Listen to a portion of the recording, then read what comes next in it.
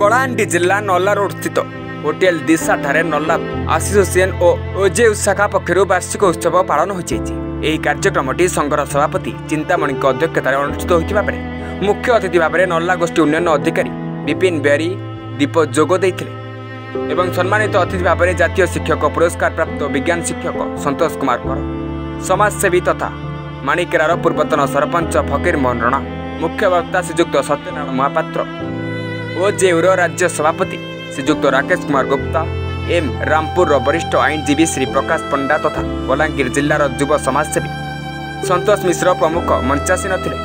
यह कार्यक्रम में समाज में अवहेलित थिबा किछि रिक्शा चालक किछि दृष्टिबाधित व्यक्ति गोथी श्रमिक बाजावाला एवं दिव्यांग असहाय व्यक्ति मानकु संघ पक्षर मंचरे उपढोकन सह सम्मानित करा सह आर्थिक सहायता प्रदान करा जायतिला। तत्संगे संगे मेधावी कृति छात्र छात्री उल्लेखनीय अवदान थिबा शिक्षक मानकु मध्य मंचरे सम्मानित करा जायतिला।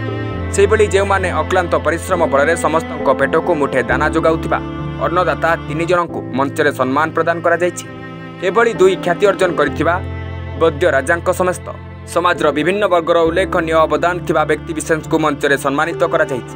ଏହି କାର୍ଯ୍ୟକ୍ରମଟିକୁ ସଫଳ କରିବା ପାଇଁ ନଲ୍ଲା ପ୍ରେସ୍ ଆସୋସିଏସନର ଆଇନ ପରାମର୍ଶଦାତା ଦୀପକ କୁମାର ସାହୁଙ୍କ ପ୍ରଚେଷ୍ଟାରେ ଆୟୋଜକ କରାଯାଇଥିବା ବେଳେ ସଂଘର ସମସ୍ତ ସଦସ୍ୟ ପୂର୍ଣ୍ଣ ସହଯୋଗ କରିଥିଲେ।